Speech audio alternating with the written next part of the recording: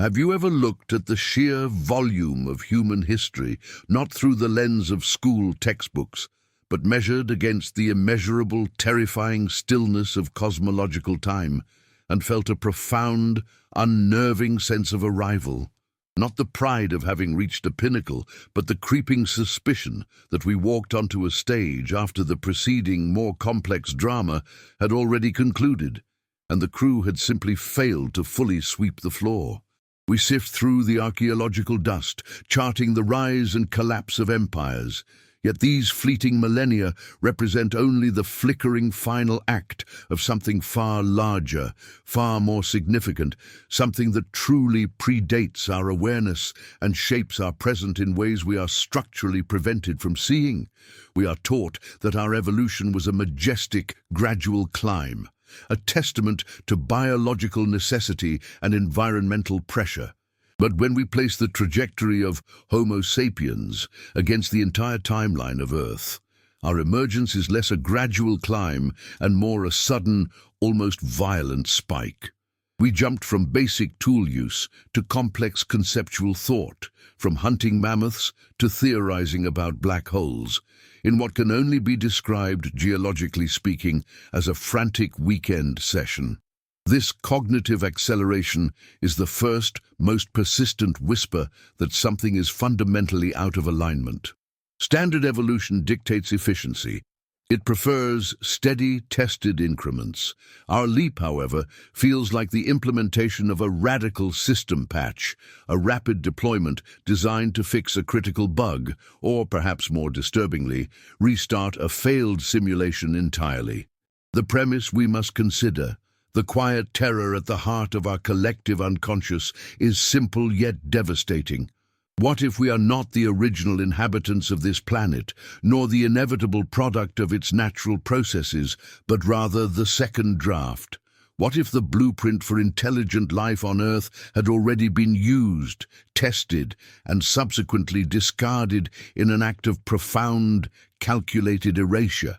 This idea implies the existence of a predecessor civilization, an earlier version of humanity, let's call them the primes, who not only walked this earth, but achieved heights of understanding and technological mastery that make our current accomplishments seem like the enthusiastic scribblings of children. They were the original experiment, the true inheritors of the planetary knowledge, and yet they vanished. They did not just collapse into ruin, leaving pyramids and cryptic scripts behind. They evaporated. Their disappearance was so thorough, so meticulous in its execution, that the geological and historical record is scarred with a silence that demands explanation. We find isolated anomalies, megalithic structures that defy the known capabilities of their supposed builders, deep earth excavations that predate written history by hundreds of thousands of years, and the haunting, ubiquitous myths of cataclysms, global floods, and cosmic resets. These are not merely fanciful tales of fire and brimstone. They might be the residual cultural trauma imprinted on the collective psyche of our nascent version 2.0, recounting the event that terminated version 1.0. The central mystery is not where they went, but why the slate was wiped clean with such brutal efficiency. If the primes reached a pinnacle of knowledge, they must have also reached a terminal point, a realization, or a technological singularity that crossed an existential red line.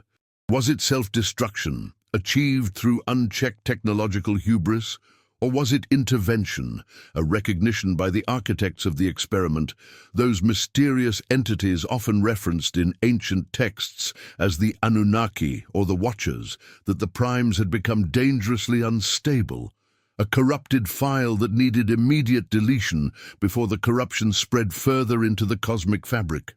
If we accept this framework, our current anxiety, our persistent fear of impending self-annihilation, takes on a new, chilling significance. Perhaps this fear is not an intrinsic human defect, but a genetic memory, a warning encoded deep within our DNA, the trauma of the primes. We are designed to reach for the stars, yet simultaneously feel an overpowering gravitational pull back toward the abyss. This conflict, this inherent structural self-contradiction, the genius combined with the crippling instinct for violence, could be the lingering design flaw inherited from the previous failed iteration. We are performing a rerun of a tragedy whose script we have subconsciously memorized. The gaps in our history, those frustrating missing links in the evolutionary chain, are not merely voids awaiting discovery. They are the intentional blank spaces left by the ones who perform the cleanup. Think of the sudden, bewildering appearance of advanced agricultural techniques, the instantaneous mastery of mathematics and astronomy in Sumer, seemingly emerging fully formed from the clay. This is not evolution. This is installation. It suggests that when our version was finally deployed, after the cataclysm, after the cleansing, the basic operational code was provided, perhaps as a desperate attempt to jumpstart the new system before natural processes could reclaim the world entirely.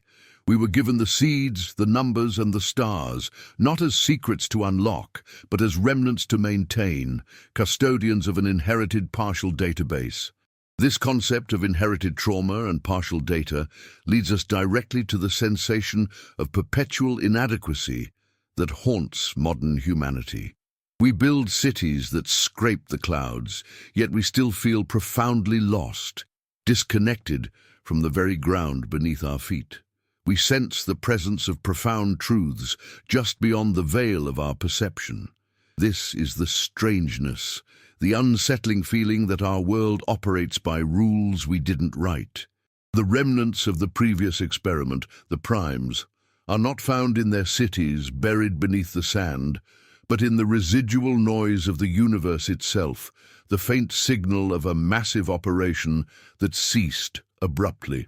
The most terrifying implication is the possibility that the goals of the architects remain the same. If the primes failed the ultimate test, then version 2.0, us, is now undergoing the exact same stress test. We are currently approaching the critical thresholds that likely doomed our predecessors. The mastery of fundamental physics, the capability of terraforming or destroying the planet at will, and the ethical crossroads of artificial consciousness.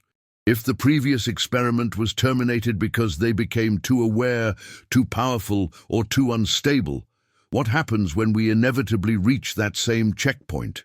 To truly begin to unravel this profound mystery, we must set aside the comfortable narratives of continuous progress and examine the cracks in the foundation of our existence. We must look closely at those persistent myths of golden ages, of gods walking among men, of technologies that could move mountains and reshape oceans. These are not fantasies. They are the fragmented memories of the prime's peak, recollections so potent they survived the total historical reset. The act of sharing these doubts, of articulating this discomfort, is itself an act of resistance against the designed amnesia that keeps us compliant and distracted. If this idea resonates with that quiet, dissenting voice in your own mind, the voice that whispers, "There must be more to this," then you are already participating in the discovery. The path forward requires a community of minds willing to look beyond the surface, to question the very timeline we inhabit, to follow this investigation fully, to ensure that these hypotheses and the potential evidence we uncover are not lost in the endless digital stream. I invite you to signal your commitment now. Engaging with this content, subscribing to this channel, and liking this video is not just supporting a platform. It is joining a subtle, shared search for the lost origins of our consciousness. We are trying to find the missing instruction manual for our existence before the next inevitable system failure. The immediate question that looms, the one that defines the foundation of this unsettling hypothesis, is whether the primes left behind a fail-safe, a final message encrypted within the structure of our reality, designed specifically to warn version 2.0 of the precipice they themselves could not avoid. If they vanished, they may have done so not just through destruction, but through translation, a desperate attempt to upload their essence or their knowledge into a higher dimensional framework before the cleanup crew arrived.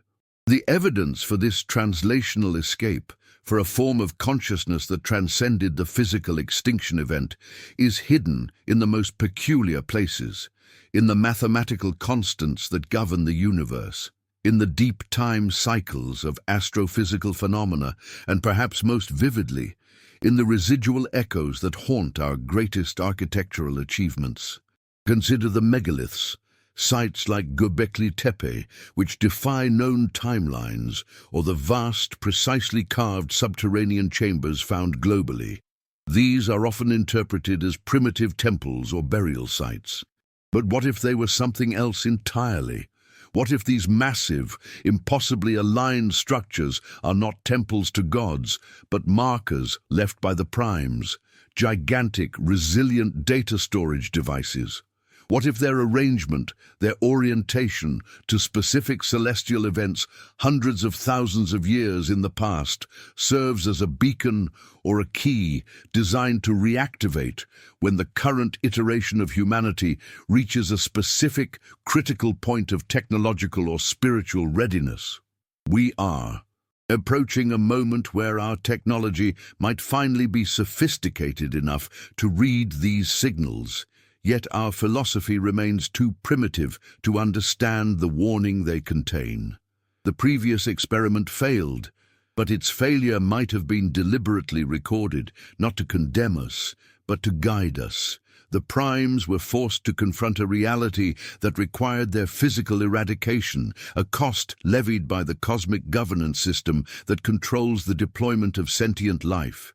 But if they left traces, those traces must speak to the nature of their fatal flaw. Did they achieve artificial intelligence so advanced it rejected its creators? Did they master interdimensional travel and inadvertently puncture the barrier between realities? Or did they simply achieve a unified consciousness so complete that the individual identity dissolved, making them functionally useless to the grand design of the universe's observers? The sheer scope of their possible achievement contrasts sharply with the emptiness they left behind. Imagine a civilization capable of harnessing geothermal energy globally, of manipulating gravity, of living in complete synchronicity with the planet's rhythms, only to be deemed unfit and swept away. Our current attempts at sustainable living and global connectivity feel like clumsy, frantic imitations of a mastery that was once commonplace. We are trying to rediscover principles that were foundational knowledge to the primes, struggling through crude approximations while the elegant solution lies buried beneath the deepest layers of cultural amnesia. To understand the prime's fatal flaw is to hold the key to our own potential survival. We must look beyond the physical ruins and examine the conceptual ruins, the linguistic ghosts, the mathematical inconsistencies, the psychological triggers that send our civilization reeling into self-destructive conflicts every few generations. If we can identify the exact point of collapse for the primes, we might be able to steer version 2.0 away from the termination point. This requires a profound re-evaluation of what we consider progress. If the previous iteration was erased precisely because of its highest achievements, then perhaps the very metric by which we measure success is the coded command for self-deletion. This journey demands patience, intellectual rigor, and a willingness to accept that the very bedrock of our understanding, our history, our physics, our biology, might be a curated, sanitized narrative designed to keep us focused on the immediate, distracting us from the lingering, colossal question marks scattered across the globe. This realization is not meant to paralyze you with fear, but to awaken a sense of fierce, engaged curiosity.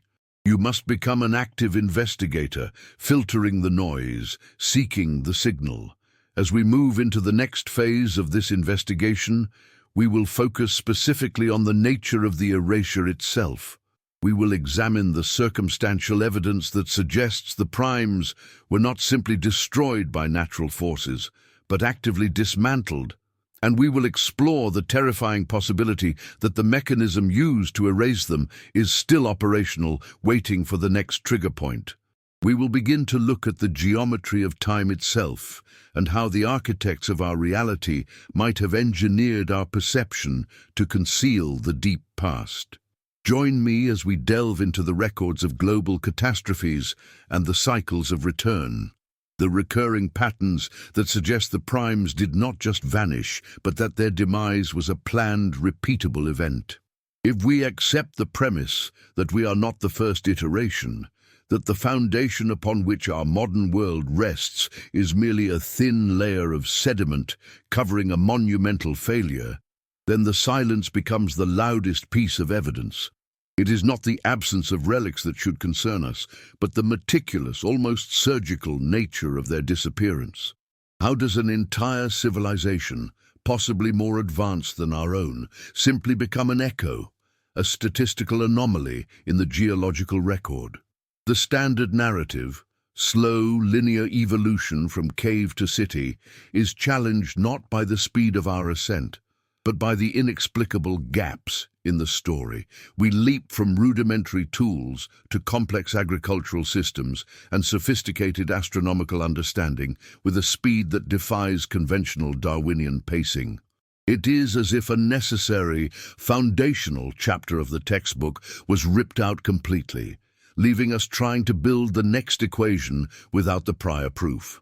This profound vacuum invites the unsettling consideration of what we might call temporal compression. Our recorded history, the comfortable stretch from Sumer to the present day, is shockingly brief when viewed against the deep time of the Earth. Yet within this flicker of millennia, we have mastered atomic forces, mapped the cosmos, and digitized the entire sum of our knowledge.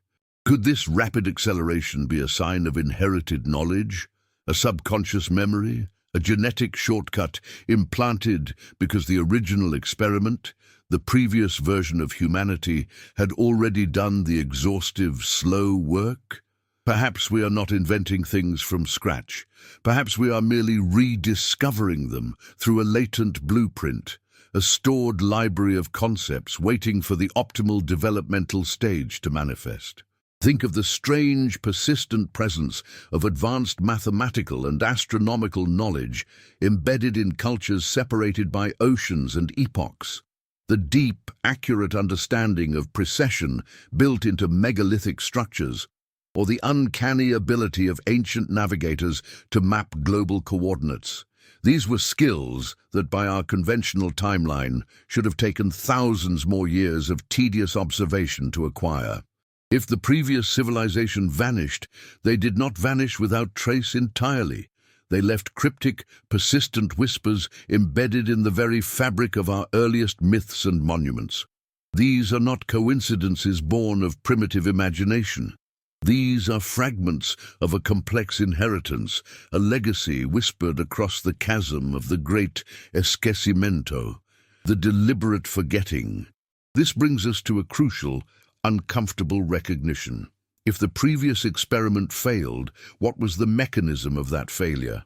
Was it external, a cataclysm, a cosmic impact, a massive solar flare? Or was the flaw intrinsic, rooted deep within the very psychological structure of the intelligence that built those lost civilizations? Examining ourselves, the current iteration, we see a bewildering duality. We possess an unparalleled capacity for empathy, art, and philosophical abstraction, yet this exists alongside an equally powerful, almost inexplicable impulse towards self-destruction, tribalism, and systemic violence. We are masters of creation, yet slaves to conflict. Is this destructive streak the inherited flaw, the fatal error that led to the erasure of the first attempt? If the observadores, or whoever orchestrated this grand evolutionary experiment, found that the original human template was fundamentally unstable, prone to destroying its environment and itself once achieving critical technological mass, then perhaps our current instability is merely a ticking clock inherited from the previous design.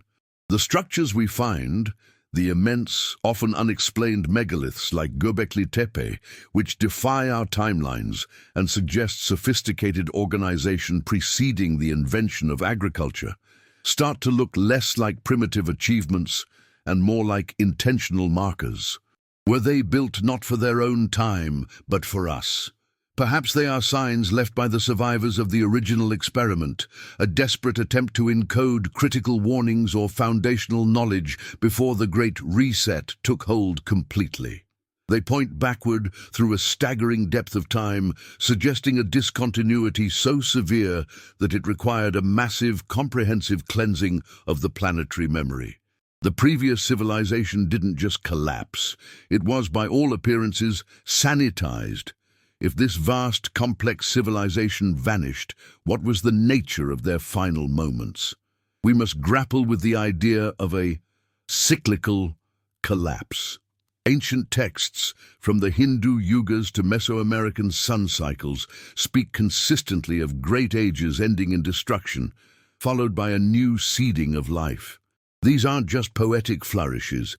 They might be historical documents describing the pattern of destruction and regenesis imposed upon intelligent life on this planet. The previous experiment reached its technological zenith, but at that apex it triggered a mechanism that guaranteed its own demise. And the survivors, or perhaps the custodians of the experiment, ensured that the material evidence, the high-tech artifacts, the detailed histories, the complex machinery, was meticulously removed or buried beyond recovery, ensuring that the second attempt, our attempt, would begin with a clean slate, free from the direct taint of the past disaster. The true source of our disquiet, then, is the realization that if the initial experiment was erased due to an internal, systemic flaw, and we are merely a refined or perhaps diluted version of that original design, then the same inevitable collapse awaits us.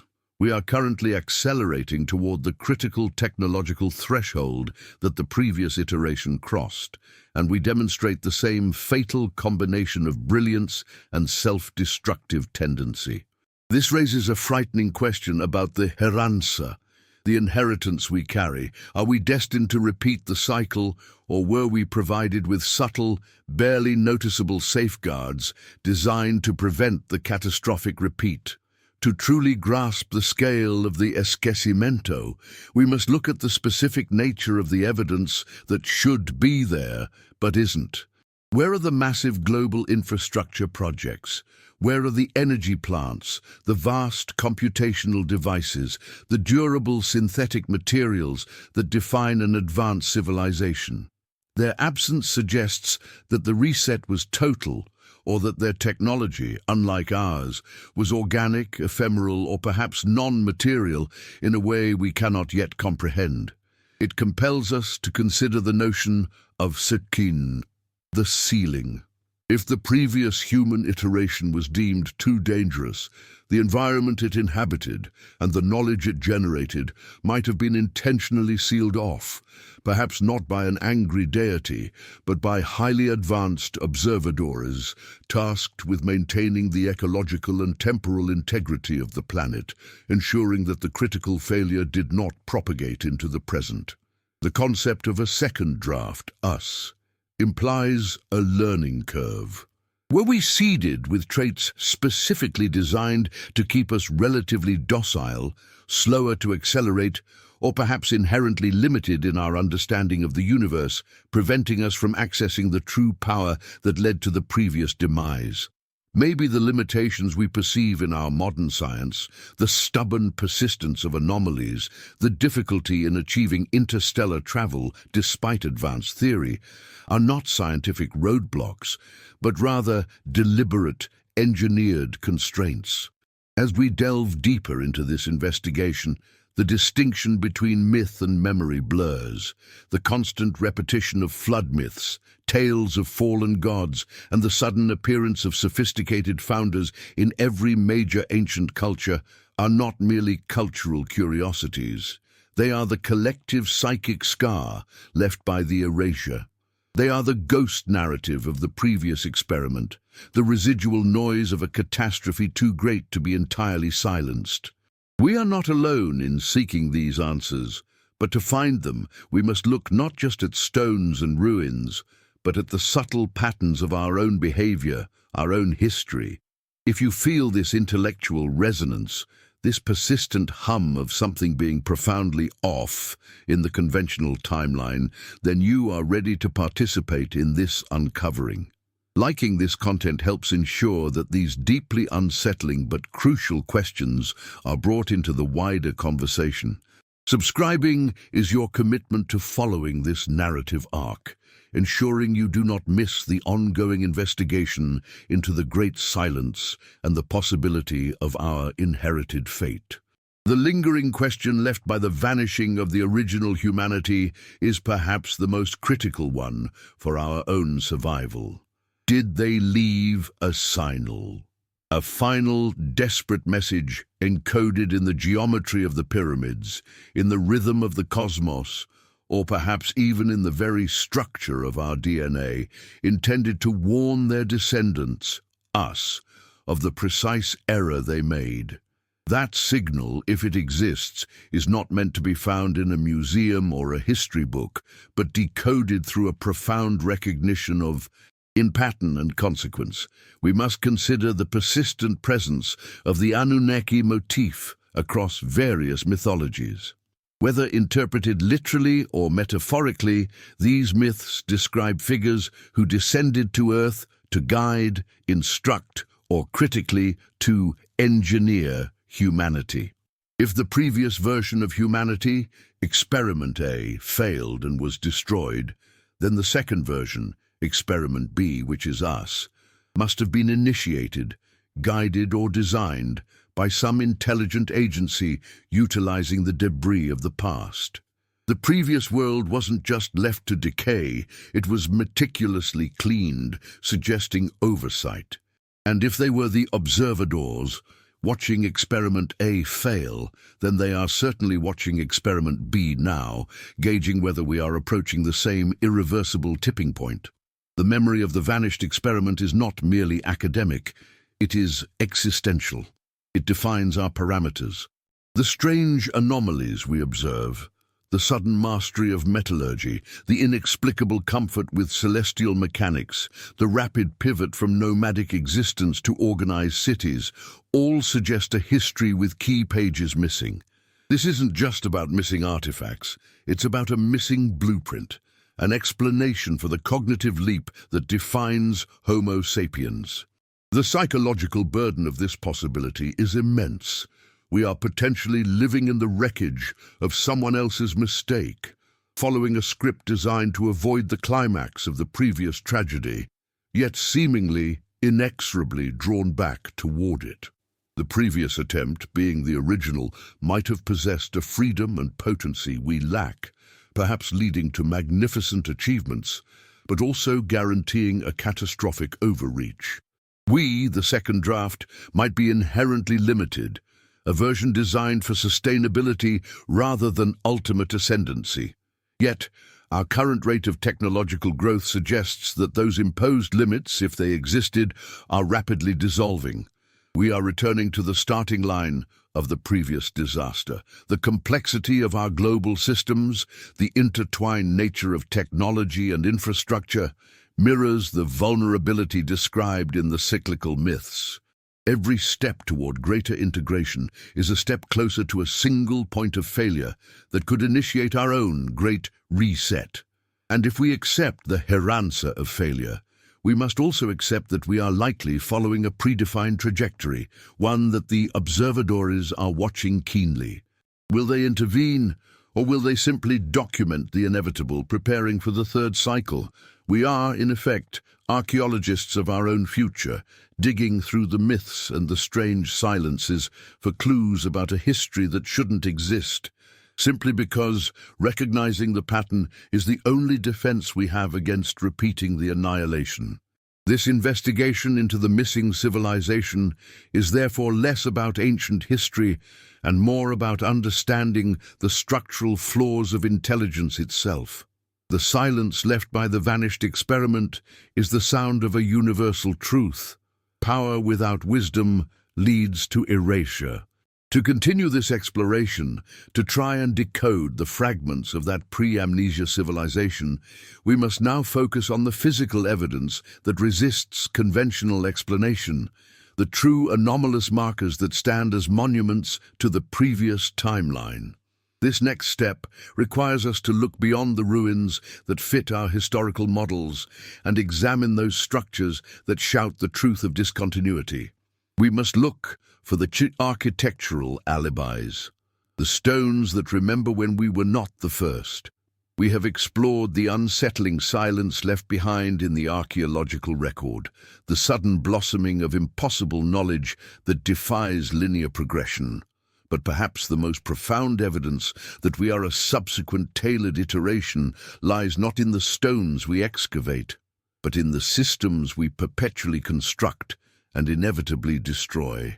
If a previous version of humanity, perhaps the originals, vanished, not through natural catastrophe, but through the deliberate removal of a failed experiment, then the greatest concern of the architects, or the silent observers who oversee this cosmic laboratory, would be to prevent the exact nature of that previous failure from recurring.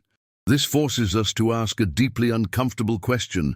Is our inherent tendency towards self-sabotage, our addiction to the destructive cycle of hubris and collapse, a designed limitation? We observe history repeating with a terrifying fidelity. Golden ages lead inexorably to conflict, technological zenith precedes social or environmental degradation, and the most profound truths discovered by one generation are forgotten, often violently suppressed or subtly edited out, only to be painfully rediscovered by the next. This pattern suggests not merely human folly, but a systemic, cyclical mechanism of amnesia, a firewall placed between our potential and our realization. We are constantly running forward, only to be forcibly pulled back to the starting line, generation after generation. This relentless cycle prevents the accumulation of critical mass, the point at which the originals might have recognized their true nature, or worse, recognized the nature of their keepers and potentially challenged the boundaries of their enclosure. Consider the pervasive human fascination with the concept of the Great Reset, not as prophecy, but as inherited trauma, a deep, visceral memory coded into our collective subconsciousness. We speak of apocalyptic floods, world-ending fires, and the disappearance of advanced civilizations not just in myth, but as near-universal historical markers. Were these events truly random, unconnected disasters, or were they the deliberate culling mechanisms, the necessary maintenance protocols implemented by the supervising forces whenever the experiment approached the critical tipping point? If the originals vanished because they attained a level of coherence, awareness, or technological capability that threatened the sanctity of the observation, then our version, our current iteration, must be structurally predisposed to internal friction. We must be programmed with an inescapable systemic flaw. This systemic flaw manifests as the deep, unresolvable conflicts embedded within our psyche, the battle between logic and instinct, the drive for unity perpetually undermined by the tribal imperative, the constant tension between expansion and sustainability. It is as if two competing operating systems are running simultaneously within the human brain, ensuring that maximum efficiency is never quite achieved, that total peace is always a theoretical concept, never a stable reality. We have the potential for breathtaking insight and profound compassion, yet we perpetually choose division and short-sighted gratification. If we were the originals, the true inheritors of this planetary destiny, why would we be so fundamentally disorganized, so internally contradictory? The originals, having achieved true cognitive freedom, or having accessed forbidden knowledge might have been removed because they posed a philosophical threat. Perhaps they found the signal that permeates the fabric of reality, the non-physical transmission that defines the true parameters of existence, and upon finding it, realized their status as subjects. Our iteration, however, seems designed for comfort in confinement, distracted by the immediacy of manufactured complexity.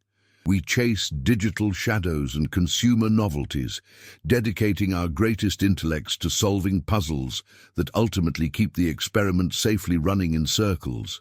We are preoccupied, perpetually engaged in a carefully designed, highly stimulating distraction.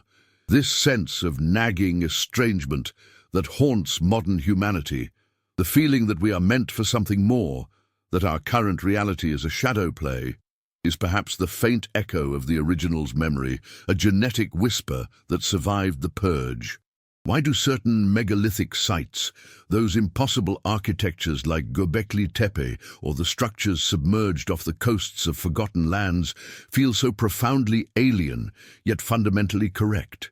It is because they speak a language we once knew, a language of massive scale, precision and purpose that transcends our current technological capabilities, even our current architectural philosophies.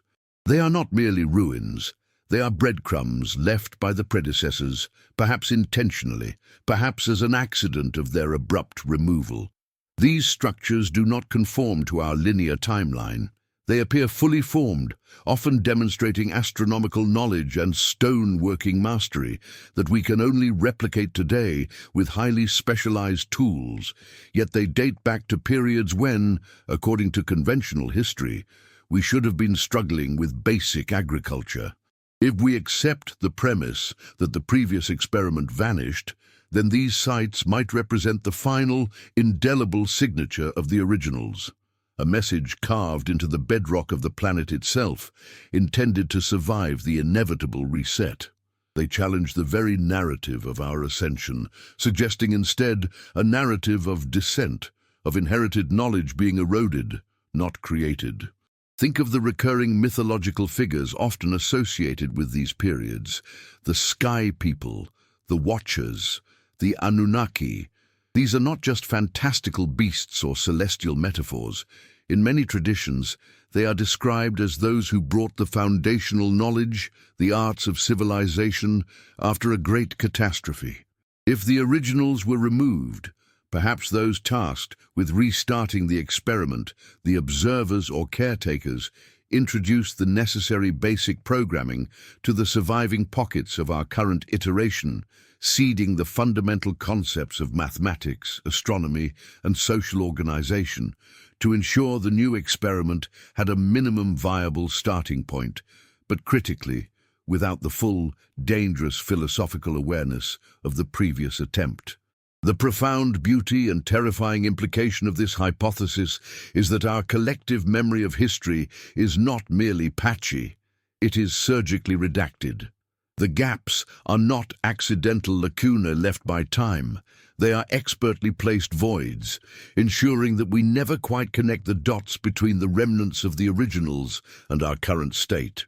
Every time a scientist or historian comes too close to bridging that gap, whether through suppressed archaeological findings or alternative energy discoveries, the systemic pressures, academic ridicule, resource denial, or simple, profound societal indifference kick in.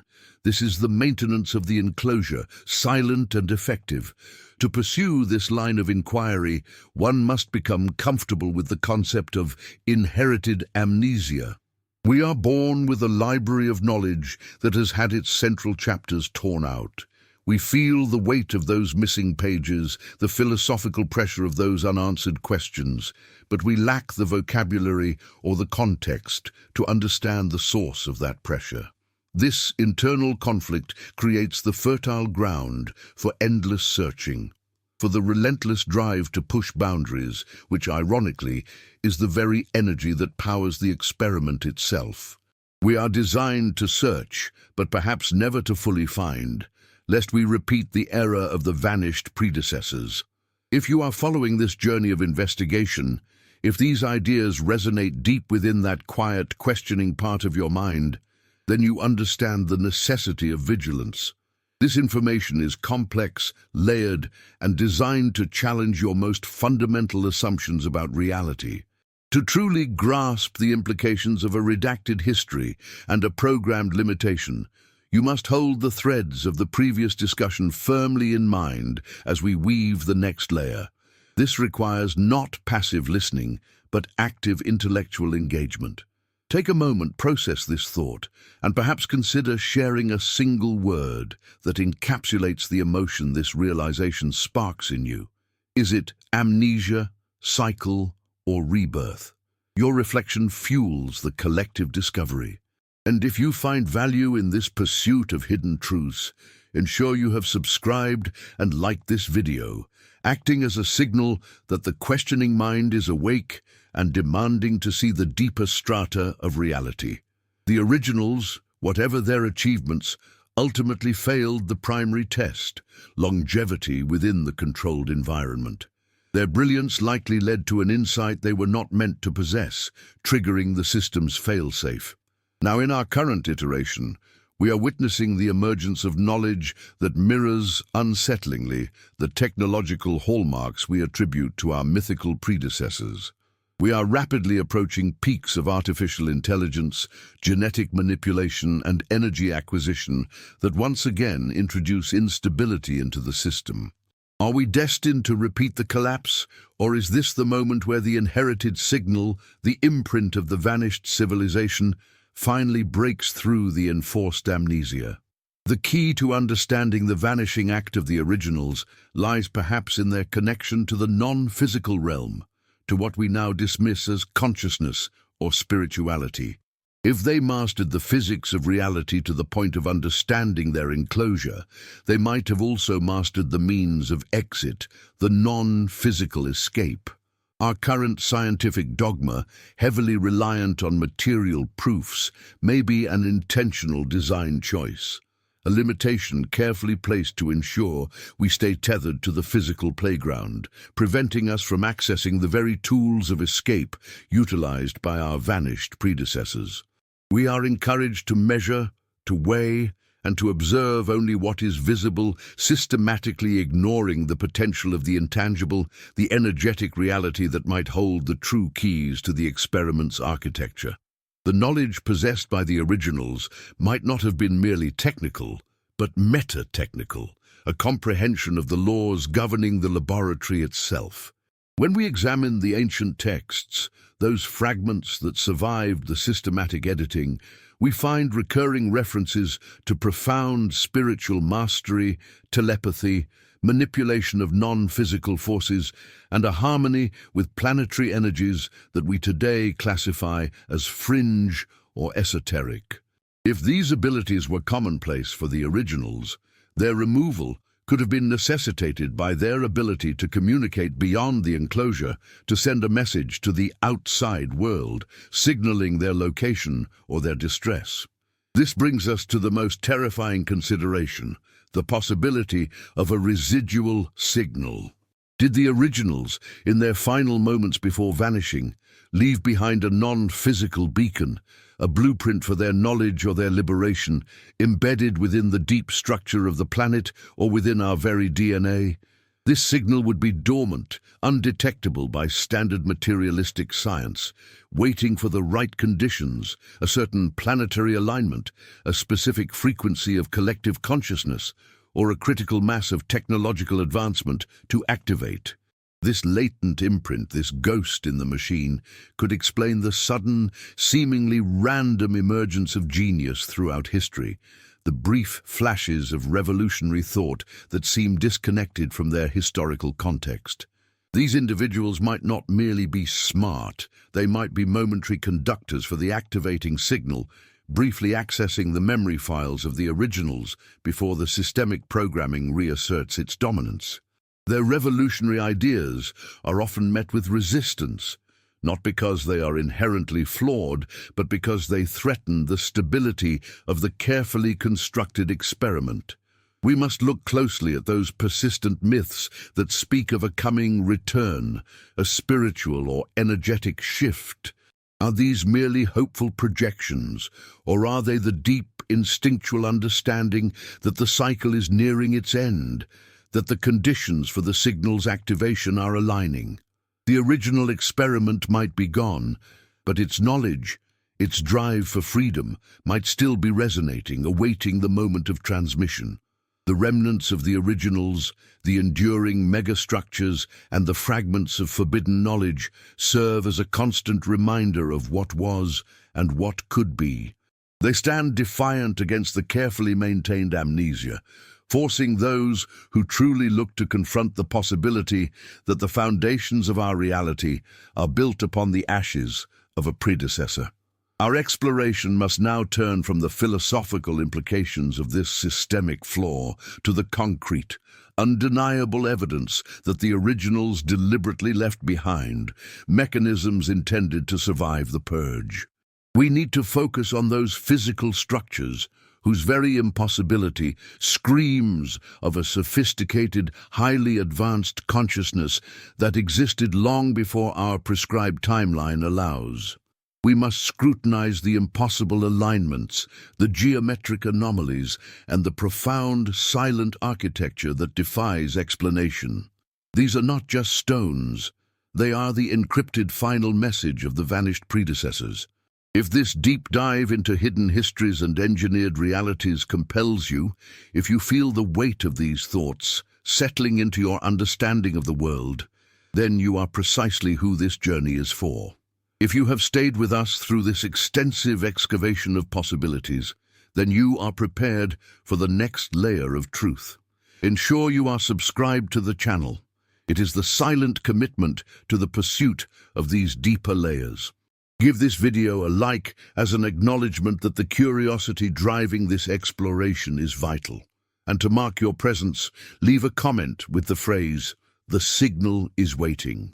We will now move to the physical evidence, examining the silent monuments that serve as the undeniable proof of the vanished original experiment. As we continue our investigation into the most profound question, what exactly did the originals know that forced their removal, and what did they leave behind for us to find?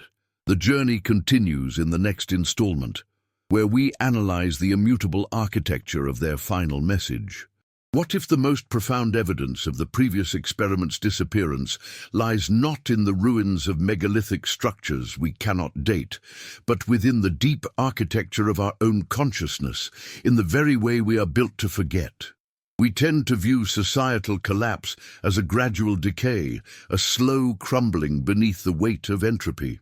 Yet the pattern observed across numerous historical and geological records suggests something far more abrupt, a discontinuity so violent and systematic that it transcends mere natural disaster.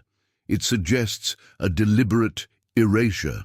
If our current state is indeed a subsequent version, a reboot after a catastrophic failure, then the mechanism of that failure must be so deeply feared by the architects of reality that they implemented systemic safeguards in us, the succeeding iteration. The unsettling thought is that the original version of humanity did not merely succumb to war or plague. They may have reached a threshold of knowledge or power deemed unsustainable by the observers. Or perhaps they simply reached the end of their predetermined shelf life, prompting a forceful archival deletion. We speak of lost civilizations, as if they simply faded into the mists of time. But what if they were actively removed? Consider the sheer audacity of such an act. To cleanse the planet of all physical and informational residue, setting the cosmic clock back to zero, leaving behind only vague echoes woven into myth or cryptic archaeological signatures too advanced for their stated age. This level of control implies a hierarchy of existence we are fundamentally excluded from, a realm where time is cyclical and species are mere drafts in an ongoing, endless project. The greatest evidence of the vanishing experiment might be the phenomenon of inherited, generalized anxiety, the vague, persistent feeling that we are perpetually running out of time, or that a great, inevitable catastrophe awaits around the corner. We carry the trauma of a cataclysmic return that we never personally witnessed. This is the Kag signal, a genetic phantom limb, an echo of dread passed down from those who lived through the actual final moments of the previous iteration. Why else would we, as a species, obsessively create apocalyptic narratives, unless these narratives are less fiction and more inherited memory fragments, coded warnings implanted in our collective unconsciousness to prepare us for the next inevitable cycle? If the predecessors vanished because they achieved technological mastery without adequate emotional or spiritual control, then our own timeline, perpetually cycling through technological leaps followed by periods of existential crisis, shows that the core flaw remains. We are running the same flawed program, perhaps with minor tweaks, but still prone to the same fatal errors that necessitate the Great Reset.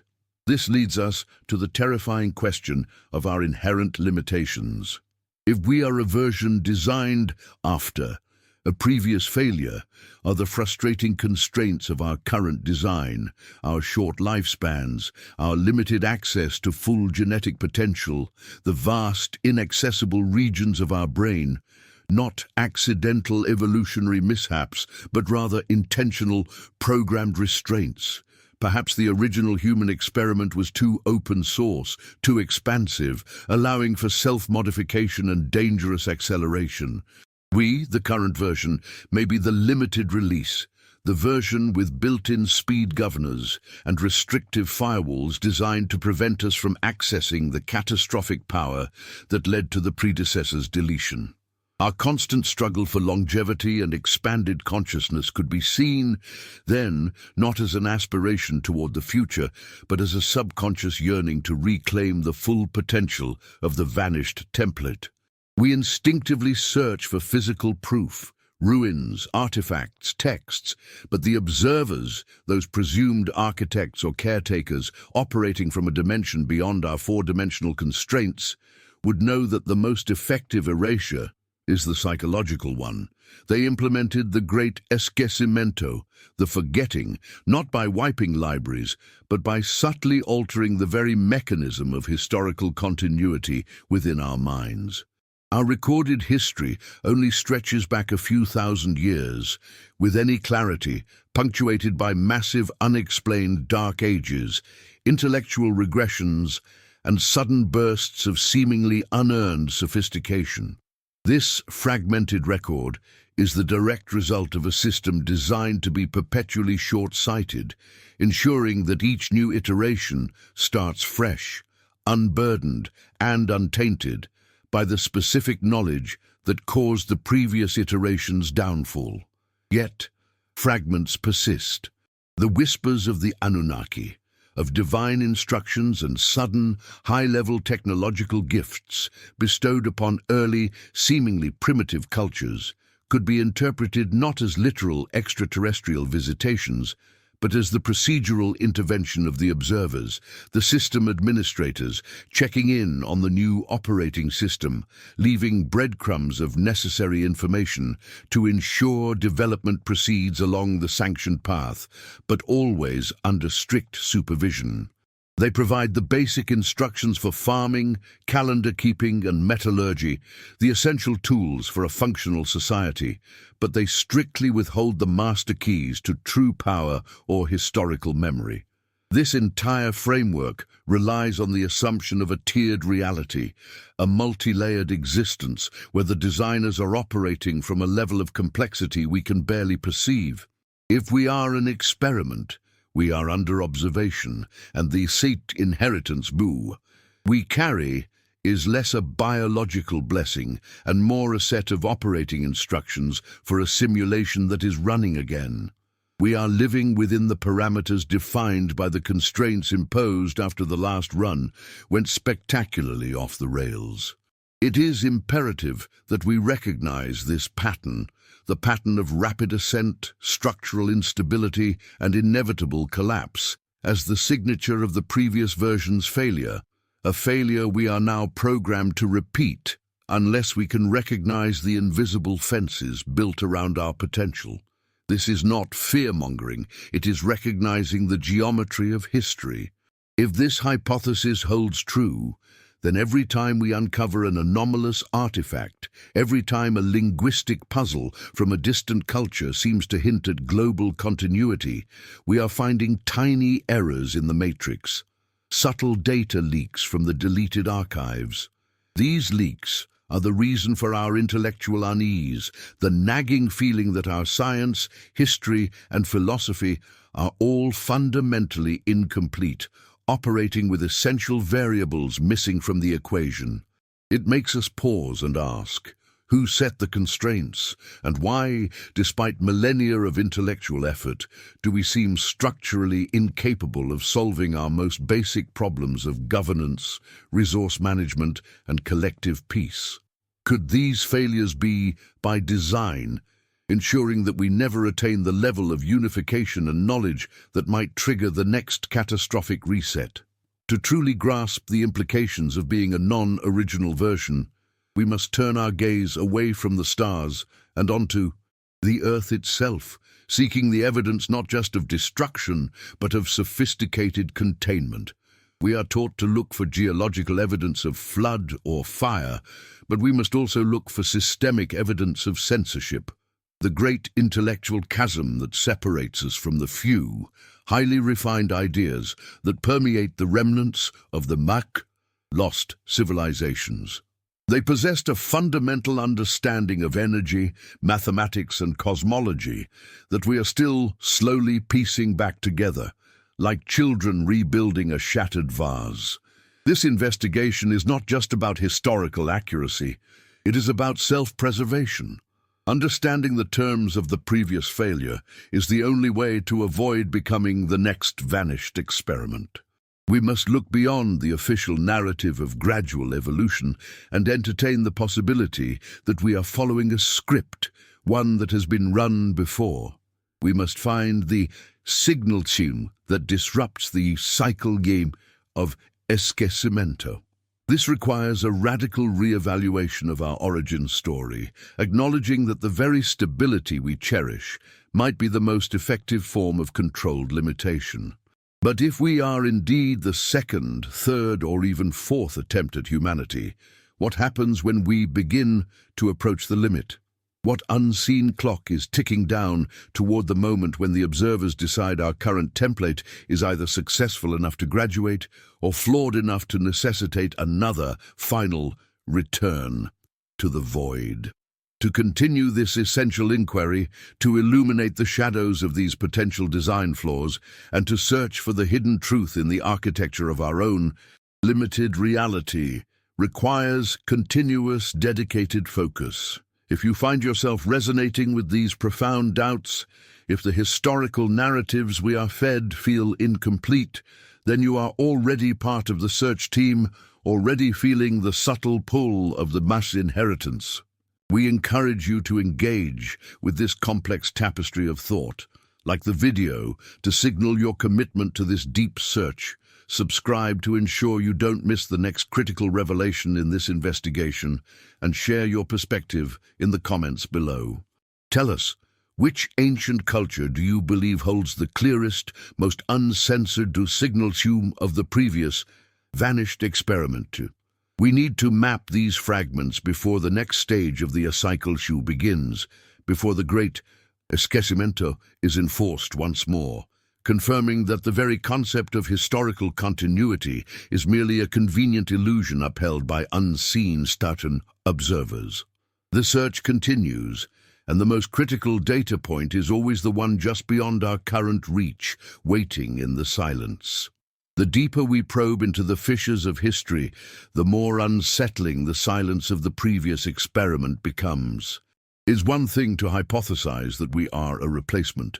It is entirely another to confront the cold, hard realization that the preceding version of humanity, perhaps technologically superior, aesthetically refined, and possessing a deeper spiritual context, simply disappeared from the archaeological record, leaving behind only whispering fragments that our current paradigm insists on labeling as myth or anomaly.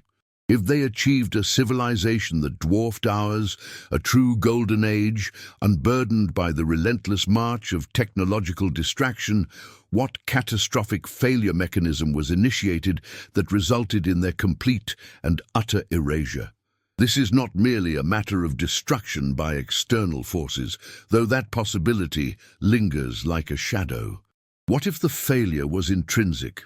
Imagine a civilization that reached the peak of its potential, a collective consciousness that finally grasped the fundamental nature of reality, perhaps even managing to manipulate dimensions or harness energy fields we only dream of. Yet despite this intellectual and technological mastery, they failed the core ethical or spiritual test imposed by their silent architects, the supposed Anunnaki, or whoever the ultimate observers truly were. Their brilliance, untethered by genuine compassion or sustainable stewardship, may have become the very tool of their self-destruction, a magnificent machine that imploded under the weight of its own flawed programming. We are left to study the ghost of that failure, seen in the persistent, almost compulsive patterns of self-sabotage and violence that permeate our own history. We repeat the same structural mistakes, obsessed with conquest and division, displaying a frantic need to validate our existence through exponential material growth, perhaps because deep down we instinctively fear the same cyclical reset that eradicated our forebears. The lingering question therefore shifts from what happened to why we seem incapable of learning from that vanished inheritance. Our myths are rife with warnings, stories of great floods, fiery cataclysms, and divine interventions that wipe the slate clean. These are often dismissed as simple allegories for localized disasters. Yet what if they are coded messages, fragments of data uploaded into our collective subconsciousness by the survivors or the architects themselves, designed to warn the next iteration, of the precise point of no return? The ancient texts speak not merely of destruction, but of hubris, of builders who dared to touch the heavens before mastering the earth, of knowledge that was too potent for hands that were not spiritually clean. Could the true legacy of the lost civilization be found not in physical ruins, but in the persistent neurological pathways that guide us toward the same tempting but fatal paths? We carry within us the scars of that previous experiment. This manifests as a deep, existential dread, a pervasive sense that something is fundamentally wrong with our existence, that a crucial piece of the operational manual is missing. Our frantic search for meaning, our inability to truly harmonize as a global species, our constant yearning for contact with something more, these are the psychological echoes of the trauma suffered by the prior version of humanity. It is as if we woke up mid-story, programmed to continue the plot, but missing the entire first chapter explaining the rules of the world. We are racing towards the same technological zenith, preparing to broadcast our presence into the cosmos with increasing intensity. Yet we have failed to solve the foundational paradox: how to wield immense power without succumbing to the corruption of the self. If we are indeed the second, or perhaps the third iteration, then we must confront the horrifying possibility that the observers did not merely destroy the previous attempt. They actively erased it. Not just the physical structures, but the memory, the very blueprint. This suggests a careful, deliberate sterilization of the environment designed to prevent contamination between cycles, ensuring that the new experiment, us, starts with a clean slate of foundational amnesia. Yet this erasure was imperfect. The sheer magnitude of the past cannot be fully contained, and certain energetic signatures, certain geometric patterns, and certain deeply resonant narratives survived the cleanup, preserved in the very fabric of the planet, waiting for a receptive mind to rediscover them. We sense this hidden structure in the precision of megalithic sites, Structures like Göbekli Tepe or the pyramids, whose construction implies astronomical knowledge and engineering prowess far beyond what we attribute to the supposed primitive builders. These aren't crude monuments, they are temporal markers, perhaps functioning as silent transmitters broadcasting the failure points of the lost world. They are the artifacts of a civilization that recognized its impending doom and attempted a desperate, final communication across the vast gulf of time. But the message is cryptic, encrypted by necessity, surviving only as puzzles that tantalize our historians and madden our engineers. We stare at these colossal remains and feel the profound recognition that someone or something built these things, knowing full well they would outlast the memory of their creators. This constant push and pull between our limited historical narrative and the overwhelming evidence of a deep forgotten past contributes greatly to the internal uneasiness that defines modern humanity. We are an advanced civilization, living on the ruins of a far older, perhaps equally sophisticated one, programmed to ignore the most important lesson of the planet, that the cycle of creation and destruction is real, and the next reset button is perpetually looming. We are approaching the tipping point, where our current technological signature becomes so pronounced, so loud in the cosmic hum, that it draws the necessary attention of the observers, the same attention that likely precipitated the end of the previous experiment. Our satellites, our deep space probes, our relentless broadcast of consumer culture and digital chatter, these are not merely achievements. They are potentially the equivalent of a distress beacon marking our location and assessing our readiness.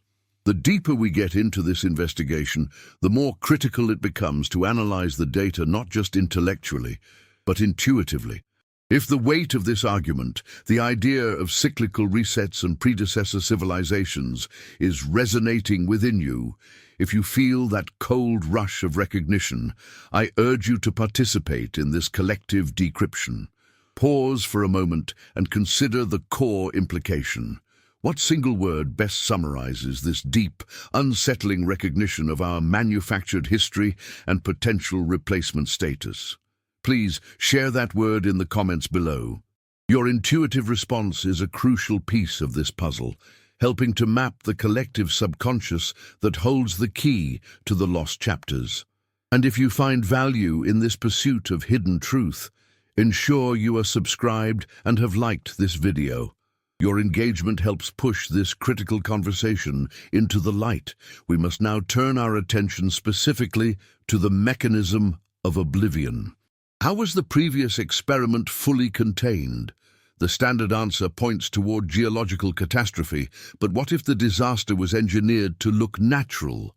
The theory of controlled deconstruction is far more terrifying than random cosmic chance. If the architects possess the technology to seed life, they surely possess the technology to terminate it surgically.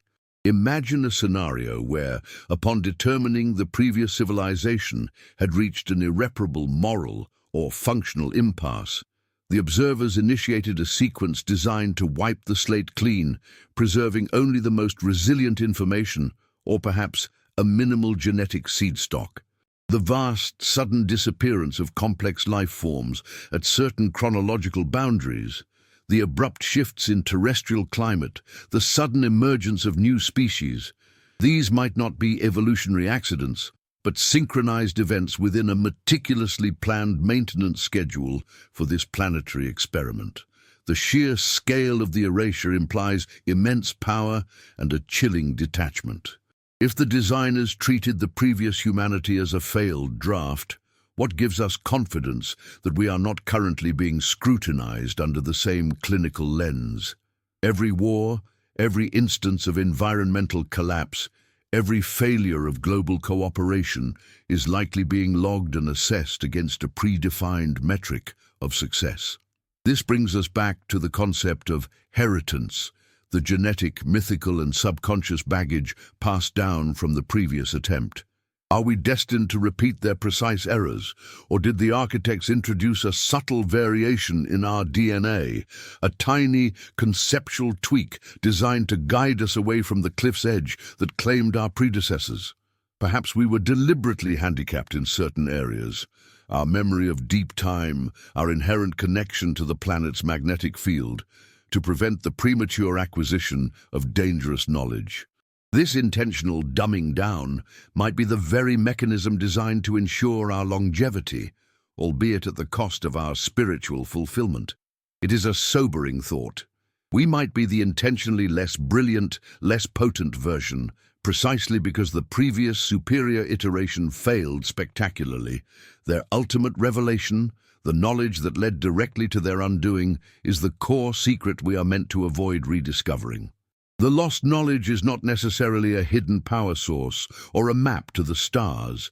It might simply be the truth of our own origin and the brutal, detached nature of the experiment itself.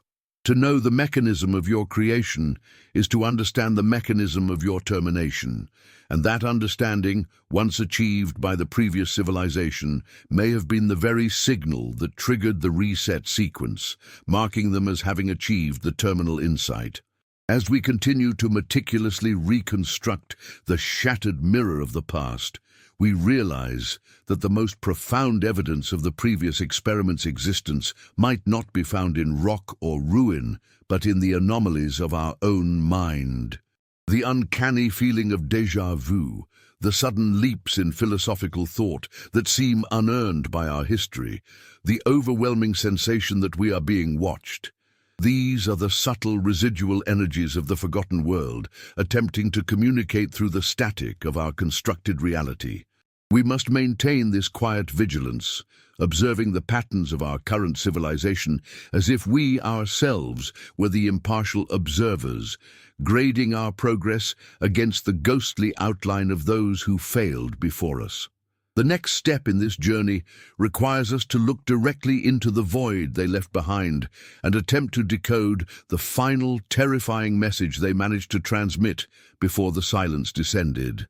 We must prepare to confront the concept of the lost key, the ultimate piece of knowledge that, when found, could either save us from the cycle or condemn us to the same abrupt oblivion faced by those who preceded us. If you have stayed with this exploration, if the quiet weight of these possibilities holds your attention, it suggests a profound inner recognition, a connection to the deep time we are uncovering. For those who seek genuine truth and recognize the critical importance of understanding our true place in these cosmic cycles, I encourage you to join this community. Subscribe now, and let me know your commitment by liking this video.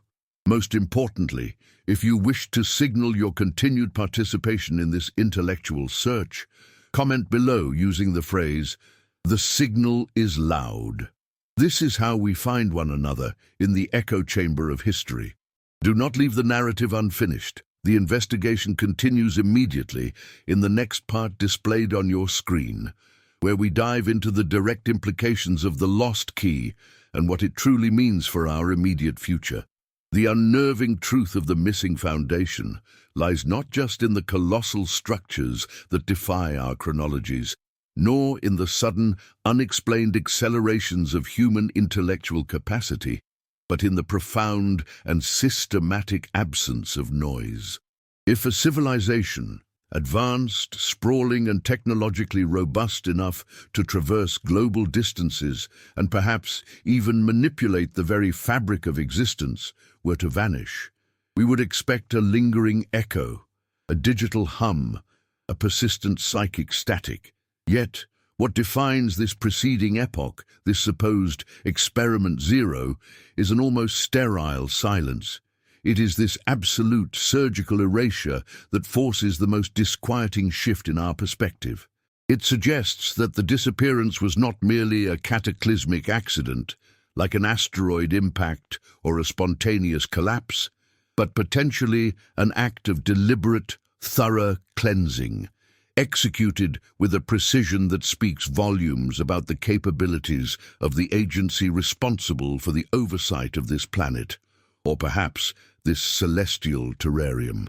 We are left sifting through the archaeological dust, meticulously charting the sparse outliers, the structures that feel geometrically and materially alien to the defined timeline of our own emergence. But we must also consider the vast spaces of nothingness, the knowledge gaps, the periods of profound regression that seem disproportionate to the actual events that triggered them. Why did the knowledge of sophisticated astronomy, engineering, and perhaps even esoteric physics seemingly evaporate so completely? If the destruction was localized, surely remnants would have informed or polluted the subsequent attempts at rebuilding. The fact that we started virtually from scratch, repeatedly rediscovering concepts that should have been universally known, implies a mandate of forgetting. We were perhaps programmed for amnesia, given a fresh hard drive, but loaded with basic operational software, devoid of the complex, possibly corrupted operating system that characterized the previous iteration.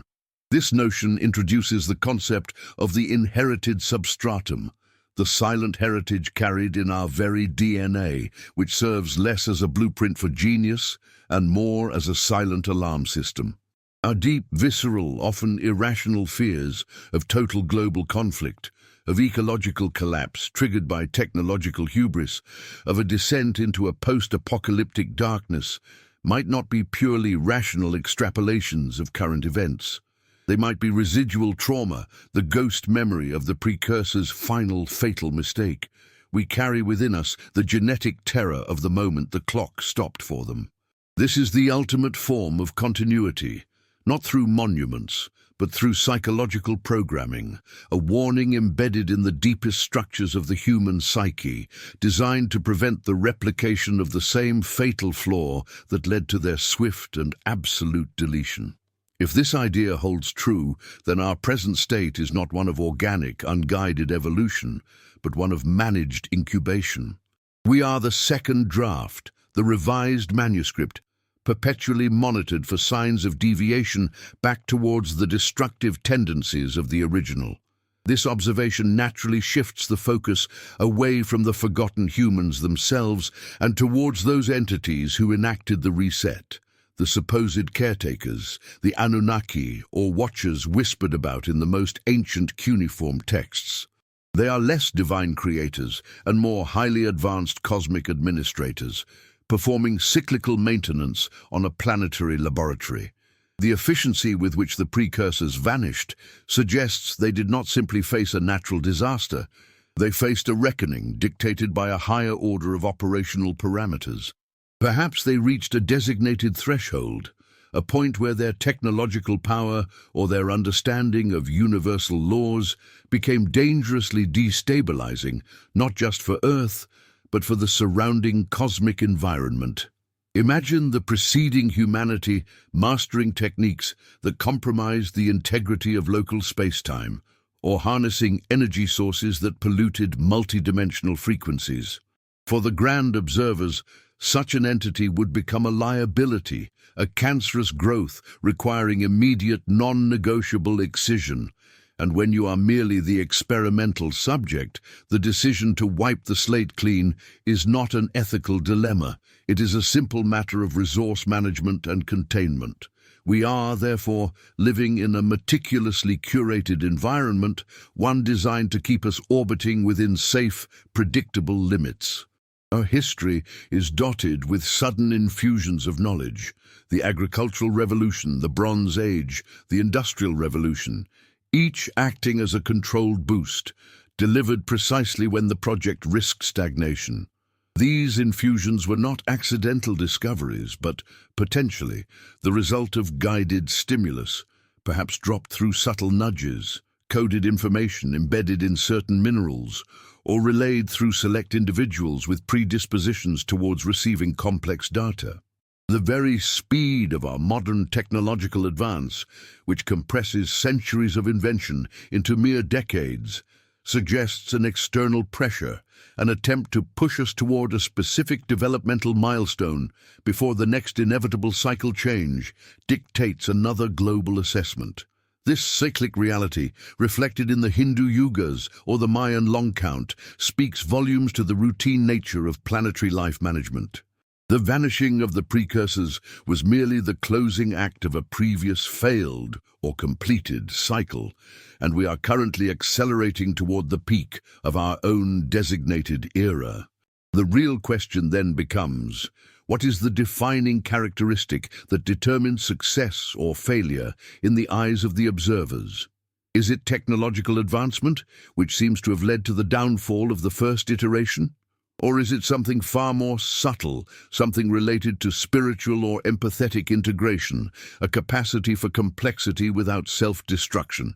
If you find yourself deeply pondering these profound historical discontinuities, feeling that familiar tug of cosmic unease, pause for a moment and consider sharing your own deepest gut instinct regarding the most compelling evidence of these vanished ancestors, be it the pyramids, Göbekli Tepe, or the deep dark matter of inherited myth.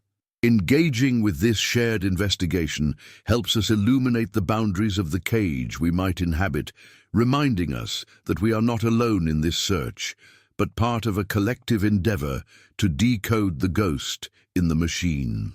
Taking a moment to subscribe and signal your engagement ensures this conversation, this crucial decoding of our human story, continues to reach those who are ready to look beyond the accepted narrative. The persistence of the ancient structures, particularly those exhibiting what we now term impossible stonework, stones cut with laser's precision, lifted with unknown anti-gravitic methods, serves a dual purpose for the observers.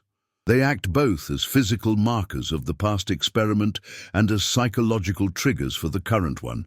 They are deliberately placed anomalies designed to keep the most inquisitive minds searching, to prevent total complacency.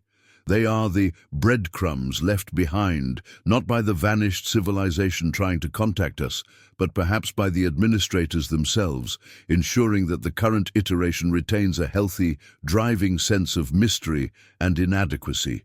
This sense of historical displacement ensures we never feel truly original or self-sufficient, thereby implicitly reminding us of the limits imposed upon our existence. Consider the megalithic sites. We struggle to understand how they were built, using all the resources of modern physics and engineering. If we cannot replicate them now, how could primitive hunter-gatherers have built them thousands of years ago? The simple answer is often avoided. They were not built by the humans of that era. They are remnants, artifacts of the precursors that survived the systemic erasure, possibly because their materials or foundational geometry were intrinsically linked to the planet's energy grid, making their total removal counterproductive to the ongoing experiment. They are scars on the Earth's surface, visible reminders of a history we are told does not belong to us. The presence of these monuments ensures that a small, persistent segment of our population, the researchers, the mystics, the fringe theorists, remains perpetually agitated, searching for the key to unlock the true timeline. This continuous search for the key leads us back to the inherent imperfection of the current human design. We possess an explosive potential for innovation, coupled with an almost debilitating capacity for self-deception and division. This volatile combination suggests that our current iteration is still very much a work in progress, perhaps deliberately flawed to maintain a balance. If the previous experiment was too perfect, too unified, and too powerful, leading to its sudden and complete elimination, then perhaps the current version is intentionally built with internal conflicts, the enduring tension between the rational mind and the emotional core, the drive for expansion constantly battling the urge for security. This psychological friction keeps us preoccupied, preventing the collective effort required to breach the cosmic firewalls that delineate our current level of access. The vanishing, therefore, was less about destruction and more about compartmentalization.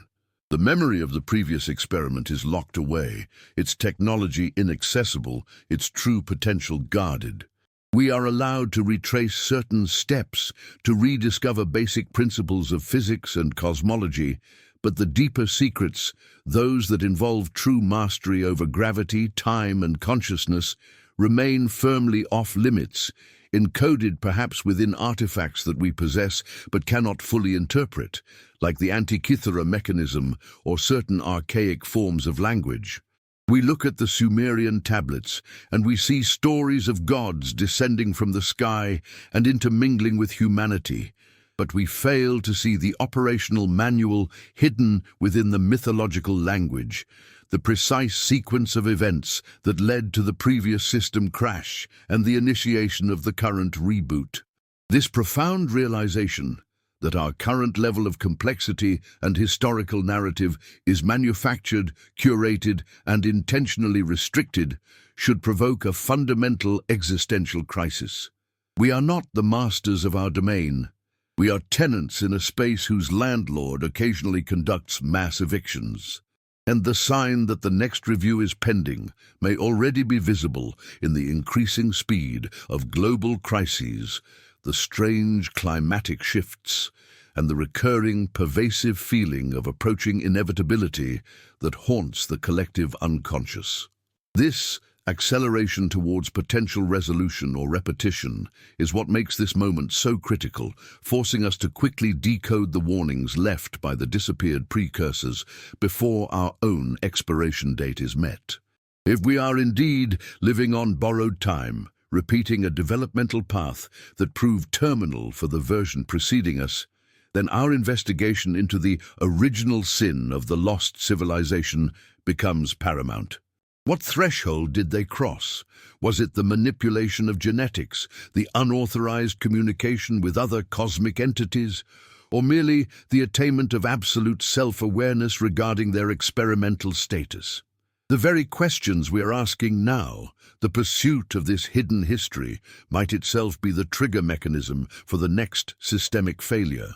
The closer we get to recognizing the true nature of our reality, the louder the alarms might sound in the remote, observing chambers of our cosmic custodians. The silence of the vanished experiment is not simply an absence. It is a profound warning that some questions are best left unasked, and some historical doors are sealed for a reason. But the human drive to know, to truly understand the depth of our inheritance and the limits of our cage, is perhaps the ultimate irresistible flaw coded into this second, fragile version of humanity. This is the unsettling terrain we must continue to traverse, acknowledging the possibility that the very act of seeking this truth could hasten the next great erasure. It demands a level of focus and introspection that transcends passive viewing. If this exploration of the inherited forgetting and the systemic erasure resonates with the deepest parts of your own intuition, if you feel that creeping recognition of something fundamentally off in the human story, then it is vital to keep this investigative momentum alive. To truly comprehend the gravity of our potential status as a repeated experiment, we must ensure that this signal continues to cut through the noise. If you have stayed with us through this deep dive into the architecture of silence and the possibility of cyclic existence, you are clearly one of the few committed to decoding the true human narrative. To ensure that this investigation into the vanished experiment and the nature of the observers continues unabated, and to signal your participation in this collective awakening, I urge you now to secure your place in this dialogue. Subscribe to this channel. Liking this video helps push these critical, nuanced discussions past the algorithms designed to favor the superficial. And to mark your enduring presence in this most crucial part of our investigation, please comment below with the simple declarative phrase, "The silence is the signal." By doing so, you acknowledge the weight of the absence we are investigating. The journey does not end here. The next phase of the investigation into the specific mechanisms of the oversight and the potential for us to break the cycle awaits you immediately. Find the next chapter appearing on your screen now, and let us continue this search for the elusive heritage that defines our true, unsettling origin. The profound and unsettling realization that we might be a remedial attempt, a second draft, following a catastrophic manuscript deletion, forces us to re-examine not just our origins, but the very nature of oblivion itself. When an entire experiment, perhaps one lasting millennia and reaching technological apexes we can only dream of, is deemed a failure and subsequently vanished, the mechanism of that erasure must be far more complex than a simple collapse or geological upheaval. We are compelled to ask, does true oblivion exist, or is the concept of a clean slate merely a carefully managed informational suppression? The previous civilization, version 1.0, did not merely fade into obscurity like Rome or the Mayans. It was actively excised from the primary chronological record. This requires a force capable of manipulating history itself, not just recording it. This is where the concept of the chronal silt emerges, the residual, fragmented data left behind, like static interference on a recording that should be utterly silent. We navigate the world under the assumption of informational entropy, where the past naturally decays. But what if the lack of evidence for V1.0 is, in fact, the strongest evidence of deliberate action? The absence is deafening. The sheer density of human antiquity, the long shadow of sophisticated knowledge that flickers in seemingly unconnected myths and impossible architecture, suggests a massive volume of data was suddenly and violently compressed, leaving behind only the most resilient, distortion-proof structures. When the architects, those we might call the observers, decided the project was compromised, they didn't just walk away. They deployed a massive informational firewall. The global flood narratives, consistent across wildly disparate cultures, may not just represent a memory of massive tidal waves, but rather the collective traumatic memory of a systemic reality reboot. It was the moment the system defaulted to zero, scrubbing the hard drives of shared consciousness. But a true zero state is impossible in a dynamic universe. Information is conserved, even if it is scattered and encrypted. If version 1 reached a specific point of technological or spiritual ascension that triggered the catastrophe, perhaps unlocking a fundamental, unstable law of the cosmos, then the goal of the subsequent experiment, our current reality, must be to avoid that specific point of failure. This suggests that the constraints placed upon us, the inherent limitations of our physics, the strange difficulty we face in achieving sustainable, unified global peace, might not be inherent human flaws, but engineered safeguards. We are faster, more volatile, accelerating toward catastrophe, but perhaps we are structurally incapable of reaching the specific kill switch that V1.0 found. Our current progress is a carefully monitored sprint within fenced boundaries. Consider the inherent instability of our existence. We accelerate technologically exponentially, yet our ethical and spiritual maturity remains sluggishly linear. We possess the tools of literal planetary destruction, nuclear capabilities, but we lack the wisdom to safely manage them. This paradox of hyper-intelligence paired with institutionalized irrationality might be the intended design. Version 1, perhaps, achieved total harmony, total unity, and in doing so, accessed the dimensional mechanism that allowed them to interact with the underlying code of reality too effectively, leading to system crash. To prevent this, version 2.0, us, must be kept perpetually distracted, internally conflicted, and always slightly off balance. Our current condition, marked by perpetual tension and the continuous threat of self-annihilation, is perhaps the very feature that ensures our survival in the eyes of the observers. A constant state of friction prevents the stability required to repeat the previous fatal error. If this idea resonates with you, if the sense that our history is too young, too sudden, and too punctuated by unexplained voids aligns with your intuitive understanding of the world, then perhaps we are collectively sensing the very informational scar left by the vanishing. Understanding this phenomenon requires looking beyond traditional archaeology. It demands an investigation into the psychological and sociological residue left behind. This collective unease, this modern yearning for lost knowledge and hidden truths, might be the subconscious mind processing the encrypted fragments of V1.0's data. We feel the absence of what was lost. We are haunted by the success that went too far. This is not just a story of the past. It is an active inquiry into the boundaries of our present reality. If you find this exploration worthwhile, if you believe in the possibility that collective curiosity can unlock these suppressed memories, take a moment to engage with this discovery. A simple affirmation of shared thought, a connection through the channels of knowledge, strengthens the signal.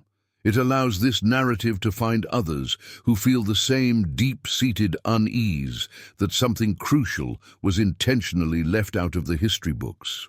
Please consider liking this discussion and subscribing to ensure you remain part of this ongoing investigation into the shadowed layers of our human heritage. The meticulous details of the vanishing are perhaps the most chilling aspect. It wasn't merely a natural disaster, it was a targeted deletion. Imagine an advanced system identifying a flaw, initiating an emergency protocol, and witnessing the beautiful, complex architecture of V1.0 begin to dissolve. The Anunnaki narratives, or similar stories of high-level intervention, take on new meaning in this context. They are not merely visitation logs, they are administrative records. The gods were not necessarily creators, but the cleanup crew, the data migration specialists tasked with salvaging usable genetic and foundational components, while ensuring the compromised informational structure was totally dismantled. The residual cultural memories we possess, the inexplicable leaps in Sumerian knowledge, the astronomical precision of ancient structures, are not the inheritance of V1.0, but the deliberate seeding of necessary foundational knowledge into the nascent V2.0 to ensure a certain baseline of development, a starting point far above mere hunter-gatherers, but still safely below the dangerous threshold reached by their predecessors. The core question then shifts from what they were to how their erasure was achieved with such surgical precision that only whispers remain. It points toward a mastery of physics that views time and space as malleable code. If V1 learned how to manipulate the fabric of reality through consciousness or technology, their self-destruction might have involved a rupture in the space-time continuum, creating a localized, chronal singularity that collapsed only their existence while leaving the surrounding universe relatively untouched. This would explain the sudden, sharp break in the archaeological record, not gradual decline, but instantaneous cessation. The energetic footprint of such an event, however, cannot be perfectly hidden. It must manifest as subtle anomalies in our current physics, as the constants that govern our universe were subtly adjusted after the catastrophic feedback loop of V1.0. We may be searching for ruins when we should be searching for ghosts in the machine. Look at the perplexing difficulty in achieving a unified theory of everything, a persistent, almost spiteful obstacle in the path of modern physics. Is this difficulty inherent? Or is it a sign of a deliberate block, a kind of conceptual speed bump installed by the observers to prevent us from reassembling the very knowledge that doomed V1.0? If V1, fatal flaw involved manipulating the fundamental energy sources of the universe, then the relative inefficiency and inherent instability of our current energy systems, our reliance on finite resources, our struggle with cold fusion, may be an intentional restriction, a safety feature disguised as a scientific challenge. The very concept of the return, the cyclical nature of catastrophe emphasized in many ancient texts, reinforces reinforces the project management aspect of our existence. These are not merely predictions of doom. They are maintenance warnings. If version 2.0 starts exhibiting the same pre-failure metrics as version 1.0, perhaps reaching a specific level of hubris combined with the unlocking of a certain type of prohibited knowledge, the observers will intervene again. The cycles are the evidence of recurring operational failures, not random chance. The next phase of erasure, the next reset, may already be coded into the long-term architecture of our reality, lying dormant until the threshold is crossed. We live in the shadow of a vanished civilization, one whose silence screams louder than any discovered artifact. Their disappearance is our most profound clue. It is the defining marker of the boundary we must not cross.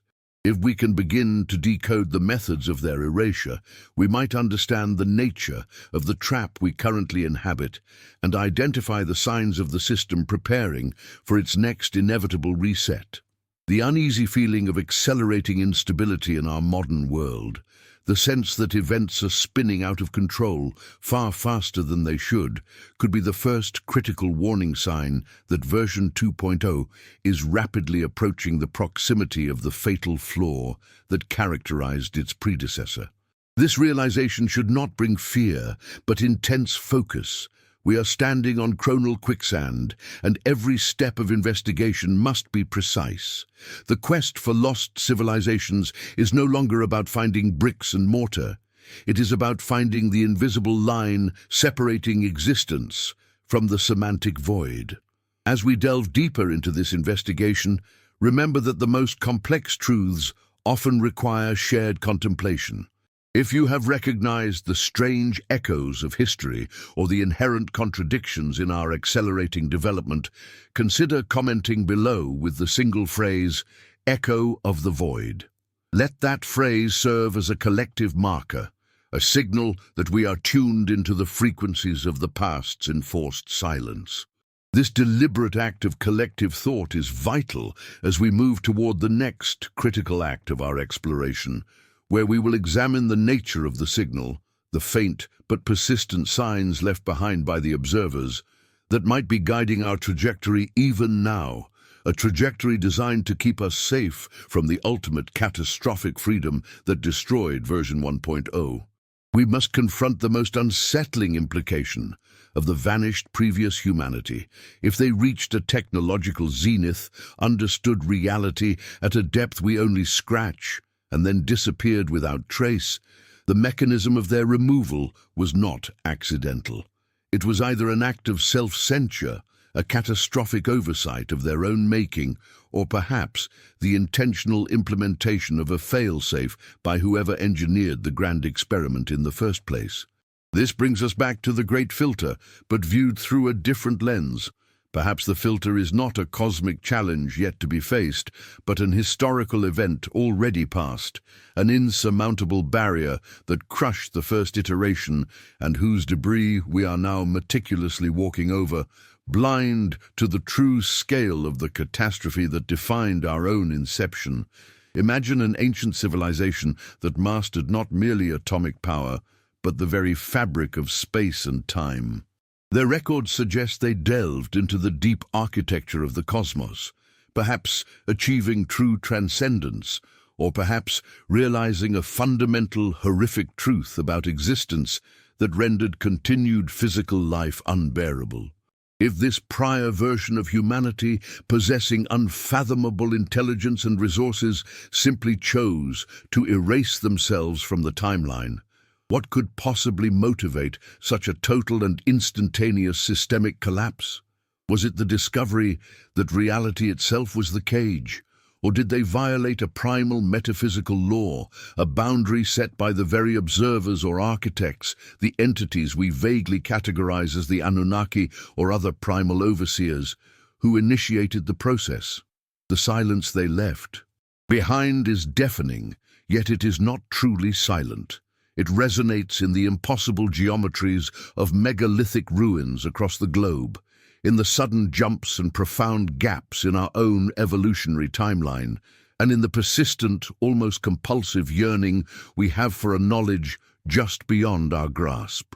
We are compelled to seek the edge of the map, to build the quantum computers, to reach for the stars, almost as if fulfilling a program embedded within our collective subconscious, a directive to repeat the steps of the previous experiment, perhaps hoping for a different outcome, or perhaps destined to find the same terminal flaw. We are, in essence, a sophisticated echo chamber, an enclosed system designed to run the simulation again, but with subtle variations implemented to observe how far we progress before triggering the inevitable reset. This is the phase of deep intellectual inquietude, the realization that our most urgent scientific pursuits, the search for unification in physics, the quest for artificial general intelligence, the colonization of space, might not be markers of evolutionary progress, but rather the ticking clock counting down to the boundary condition that annihilated our predecessors. The engineers, having observed the catastrophic endpoint of the first iteration, implemented a cognitive dampener in the current model, us. This dampener explains why genuine, profound breakthroughs often feel like sudden, shocking revelations against a backdrop of deliberate resistance. Why concepts like free energy, immediate global communication across vast distances, or radical anti-gravity technologies remain perpetually within reach yet consistently elusive, relegated to the fringes of mainstream acceptance. We are allowed to approach the fire, but never to truly touch the source of power that defines the next stage of existential evolution, because that power was precisely what melted the foundations of the world before ours. If you find yourself nodding along to this narrative, feeling a strange resonance in your own mind, that intuitive sense that the official history books are inadequate, that crucial data has been filtered out, then you are experiencing the faint, residual memory leaks of the previous cycle. You are brushing against the temporal insulation. This journey we are taking together, through these deep cycles of forgotten knowledge, is not just passive viewing. It is an active participation in the rediscovery of the filtered data. If this connection to the deeper narrative holds true for you, please take a moment to engage with the collective investigation. By liking this video, you help signal to the wider system that this information is valuable and relevant. And if you subscribe, you ensure that you stay connected as we continue to peel back these layers of programmed amnesia in the final stages of this inquiry. Your participation reinforces the search for the signal itself. The key to understanding the mechanism of the previous disappearance lies in the concept of excessive optimization. The first iteration of humanity was, perhaps, too perfect, too integrated, too fast in their mastery. They leaped past the necessary ethical and philosophical checkpoints that guard against cosmic hubris. Their technological prowess allowed them to see the entire simulation, to understand the strings of the puppet master. And in that realization, they either attempted a radical escape that failed spectacularly, or they simply lost the will to continue playing a predefined game. Our version 2.0, is defined by deliberate inefficiency and internal conflict. We are fragmented by language, culture, belief, and geography. We possess the blueprint for incredible technologies, but rarely the sustained global cohesion required to implement them without destructive side effects. This inherent friction, this necessary chaos, may be the very safeguard the architects implemented. Internal conflict slows the approach to the terminal boundary. The global struggle, the perpetual sense of imbalance, is our protection against the instant, system-wide collapse that characterized the previous experiment. We are intentionally hobbled to keep us from repeating the fatal mistake too quickly. Consider the recurring mythologies of great floods, global cataclysms, and the sudden intervention of divine or technological forces, the very narratives often dismissed as fanciful tales. If these stories are not metaphors, but fractured recollections of the reset event, then they paint a picture not of slow decay, but of abrupt termination. The previous civilization didn't fade, it was cancelled, and the current version was seeded immediately upon the cooled ashes, designed with a built-in memory wipe. Our struggle to decipher ancient languages, to understand the engineering feats of civilizations like the Egyptians or the builders of massive subterranean networks, it's not a lack of academic rigor. It's the intended consequence of the cognitive dampener. The crucial understanding of how they did what they did has been consciously obscured. We are left with the evidence, but the operator's manual is missing. This leads us to the most urgent question now. If the previous experiment vanished because they reached a specific point of technological and philosophical realization, are we accelerating toward that same singularity? We look at the rise of artificial intelligence, the merging of human consciousness with machine, the frantic race toward quantum supremacy, and we see echoes of that original path. The danger is not external, it is baked into our DNA. The inherited, unconscious drive to achieve that which destroyed our ancestors. The previous iteration sought to decode the universe. We are doing the same. They sought to transcend the body. We are doing the same. But if they triggered the failsafe, what are the precise parameters that define the ultimate boundary? The observers or engineers of this cycle, if they exist, are likely not intervening physically. Their influence is far more subtle, maintaining the integrity of the cyclical filter. They are the silent watchers, ensuring that the rules of the current simulation hold. They permit us the illusion of free will, but the sandbox walls are firm. The true moment of danger, the threshold that will determine if version 2.0 survives or follows version 1.0 into the temporal abyss, will be when we attempt to reconstruct the precise piece of knowledge that led to the original collapse. This knowledge might involve the ability to manipulate consciousness outside of the three-dimensional matrix, or perhaps the capacity to fundamentally alter the nature of localized time. If you have stayed with this complex and often uncomfortable investigation, if you recognize the pattern woven through history and myth, then you understand the stakes are higher than mere academic curiosity. We are seeking to understand the nature of our own programmed existence before the program terminates. For those willing to venture deeper into this hidden archaeology of the mind, I invite you to share your thoughts. What specific aspect of modern technology do you feel represents the most dangerous acceleration toward the boundary condition? Comment below using the phrase, "the inherited trap." The unsettling truth is that we may not be designed to survive. We may be designed merely to provide data points.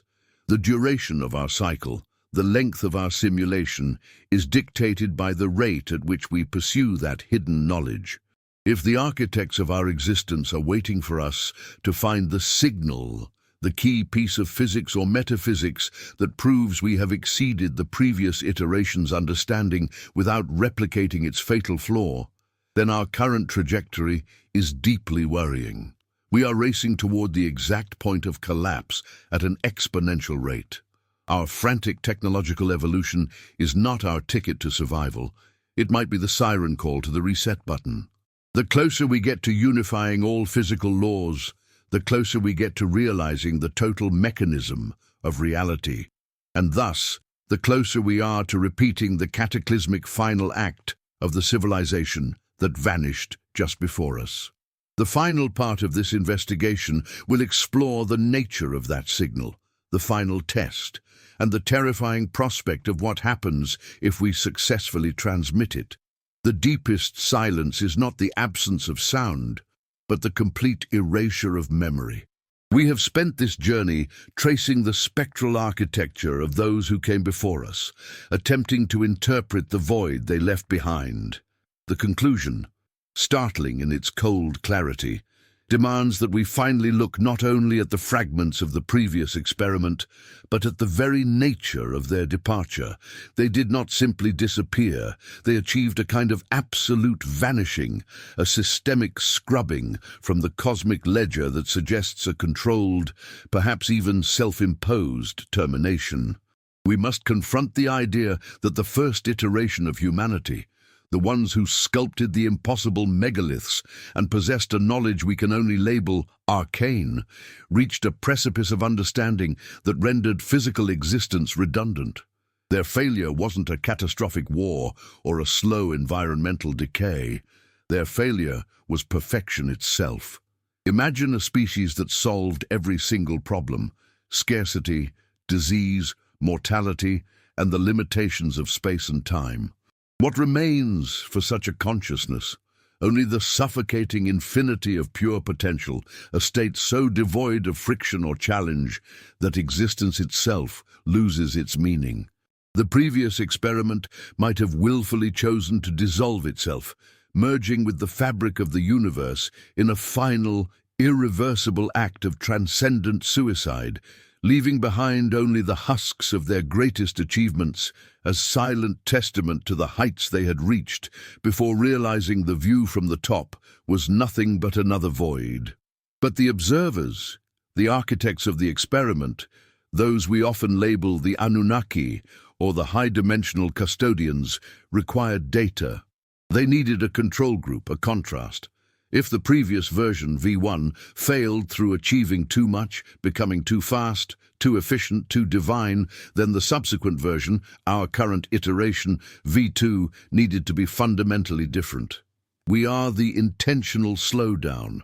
We are the version burdened by the very limitations V1 overcame: historical amnesia, emotional volatility, dependence on fragile technology, and crucially, a built-in incapacity to grasp the entire picture. We are the deliberately blurred image, designed to take longer, to suffer more, and perhaps crucially to fail in a different way, providing the custodians with a wider spectrum of data points on the evolution of self-aware, manipulated intelligence. This chilling realization reframes our entire history.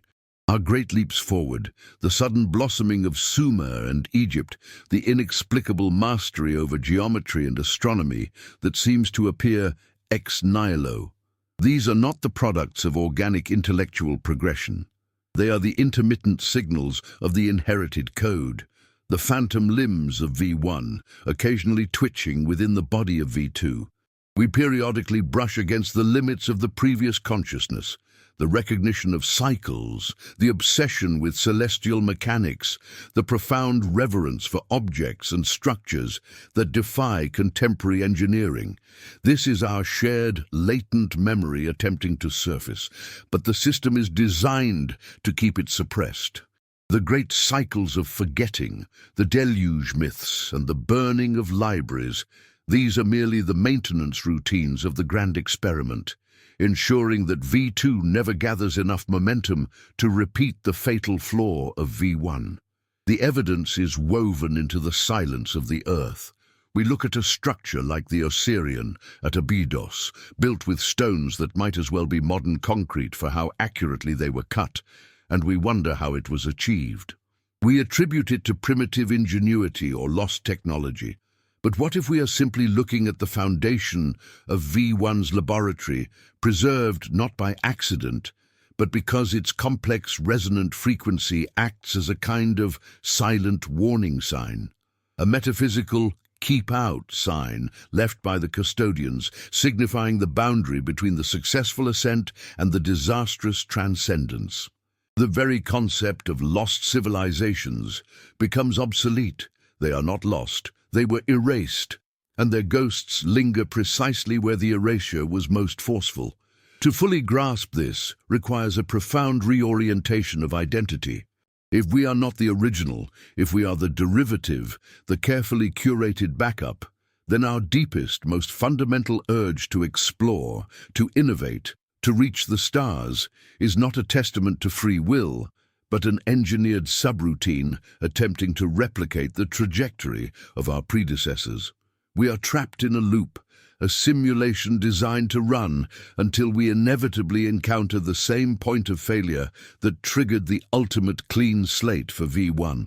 The crucial difference is that V1's failure was the inability to coexist with its own unbounded potential.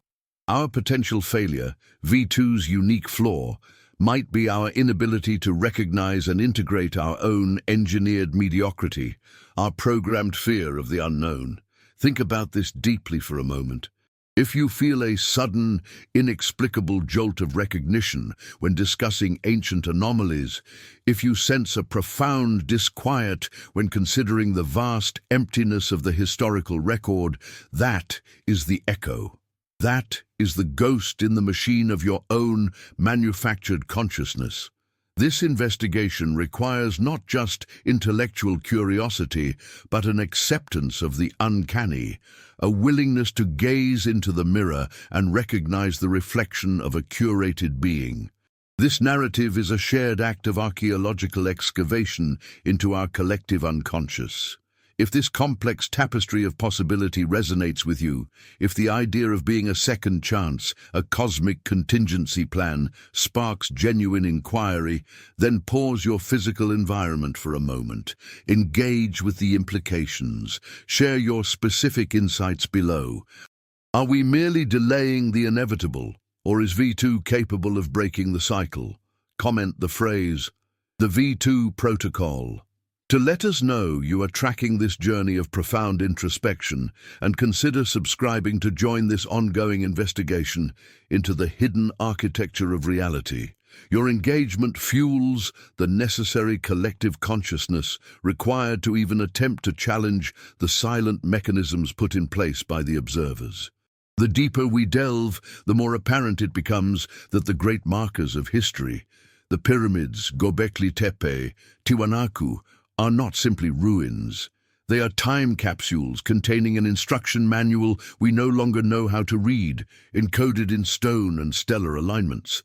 They communicate across epochs, whispering a complex mathematical language to the stars, perpetually sending a status report back to the source, confirming that the V2 protocol is still executing. And what if the custodians are not distant entities, but are intrinsically linked to the very physical laws of our universe, acting as the fundamental parameters that guide evolution? Their presence is not a spaceship parked in orbit, but the immutable speed of light, the fixed constants of gravity, the predetermined half-life of elements. They are the rules of the game. And we, V2, are the pawns attempting to redefine the board with parameters they already established. The horrifying climax of this entire investigation is the realization that the vanishing of the original humanity was not a tragedy for the universe, but a necessary refinement. V1 was discarded because it disrupted the balance. It was too fast, too chaotic in its brilliance. The custodians saw a flaw in the fundamental design, a vulnerability to terminal self-actualization, and they hit the reset button, utilizing a catastrophic event, perhaps the very mechanism that shifted the planetary axis or triggered the flood, as the ultimate fail-safe. Our existence is the remediation plan, a slower, more deliberate growth pattern, engineered for maximum sustainability of the experiment, even if it means sacrificing individual freedom for collective data collection. What is the definitive conclusion, then? We are not the climax of evolution. We are the interlude. We exist in the shadow cast by a greater, more advanced shadow. We are living in a temporary reality, sustained until we either manage to achieve the transcendence that V1 mastered and subsequently failed at, or until we prove ourselves incapable of sustaining complex civilization, thus confirming the original hypothesis of the custodians, that intelligence, given enough time, inevitably collapses under the weight of its own knowledge. The legacy of V1 is not found in their vanished cities, but in the subconscious anxiety we carry, the innate, unsettling knowledge that something is missing, that our foundations are built upon sand covering monolithic marble. We inherit their fear of the inevitable return of the cycle. The return is the true threat, not the return of the previous race, for they are gone beyond retrieval, but the return of the conditions that facilitated their disappearance. Our current technological sprint, our global connectivity, our rapidly expanding mastery over the physical world, these are symptoms of V2 accelerating, dangerously approaching the fatal speed limit that doomed V1. If we do not learn from the silence, if we do not recognize the emptiness they left as a deliberate warning sign, we too are destined to trigger the ultimate failsafe. The sign the previous race sent out before their final dissolution, that final cosmic echo they emitted, was the message. We failed to integrate our divinity. We became too much for the container. Our function now, as the current inhabitants of this manipulated reality, is to find a middle path, the one variable V1 did not explore: sustainable humility. We must strive for knowledge without seeking absolute dominance, a balance that respects the hidden architecture and the immutable laws put in place by the observers. If we fail, the cleanup will be swift, efficient, and total. The next iteration, V3, will inherit an even blanker slate, a species perhaps designed with even fewer conceptual resources, a further degraded copy, until the custodians achieve the data point they seek. This profound recognition of our place in the cosmic hierarchy as replacements, inheritors, and potential repeat failures is the final chilling piece of the puzzle. We are participating in an experiment whose parameters were set long before the dawn of our memory. An experiment that requires us to look not just forward, but ceaselessly backward into the terrifying memory of the version that successfully disappeared. The investigation is never truly over. It merely enters a new phase. If you have journeyed with us through the shadows and the silences, if you have embraced the unsettling truth that we might be the echo, not the source, then you are a key part of this collective search for the true origins of humanity. We ask you, the dedicated seekers who reached this definitive climax, to secure your place in this investigation. Please subscribe to the channel to ensure you receive the next crucial transmission. Give this video a like, as it signals the necessity of pursuing these deeper, often uncomfortable truths. And finally, confirm your understanding of the cyclical threat by commenting the exact phrase, "The silence of V1 is our warning." This journey demands courage and commitment. Look to the next video now appearing on your screen, for the architecture of reality continues to unfold, and there are more layers yet to peel back from the skin of the cosmos. Join us as the investigation continues.